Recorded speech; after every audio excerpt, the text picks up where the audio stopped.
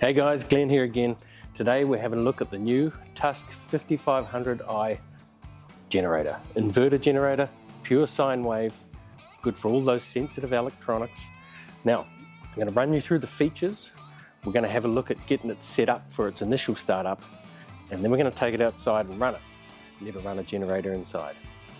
So I've been using this generator for a few weeks, hence a few little scratches and dings on it, but I'm going to run you through the features. Very simple, everything you'd expect in an inverter generator.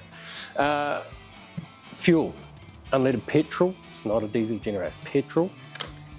Handle, makes it easy to wheel, easy to move, fairly lightweight. I think the thing's brilliant. Coming forward to the front panel, this is the exciting part.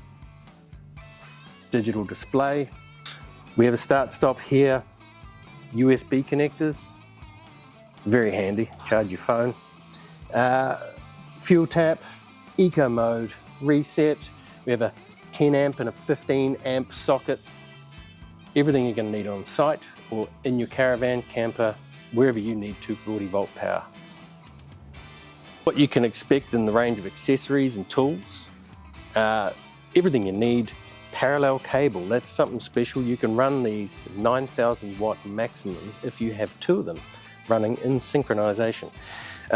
We have oil filler, very important, we'll get to that soon. And my favorite thing, remote start, on and off, as long as you're in a line of sight, very good range. You'll use it just about every time you use the generator. But most importantly, the one thing you have to have and you have to read is the manual. All the spec, fuel, the oil requirements, ongoing maintenance, the dangers of using a generator, which are the reality of using a generator. You've got to read your manual before you even get this thing out and try and start it. Okay, so what you're going to need to do to get set up is take the side off. There's a couple of screws here and here, and it's held on with little rubber bungs. Gently work your way around. Pop the side off, sit it up there, has a manual starter on here as well. Then you want to get to the oil filler here. We can undo this to check our oil, and we also use it to fill the oil. Okay, it's got a little dipstick on it, shows that it's full of oil at the moment. When we fill the oil, we get this little oil filler, screw that in, pour in the right amount of the right oil that you find in your manual. Then replace your dipstick, get it nice screwed in there properly,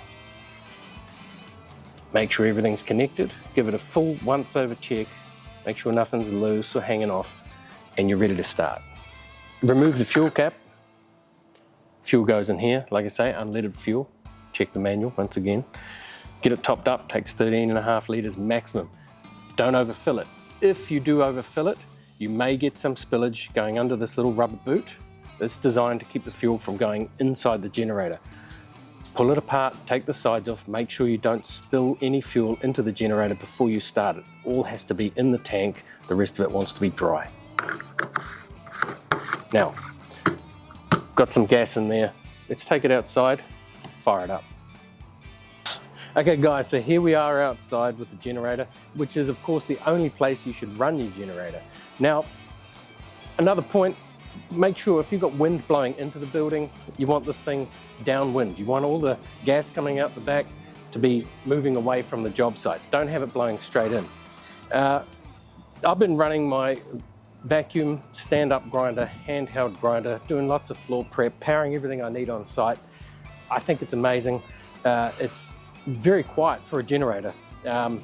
You know, you can talk over it. Like I say, you can move it away and use the remote to start and stop it, which is what we're going to do now. So, fuel on, power on. Now you can start it with the start-stop switch here, or you can just press the remote and there you go.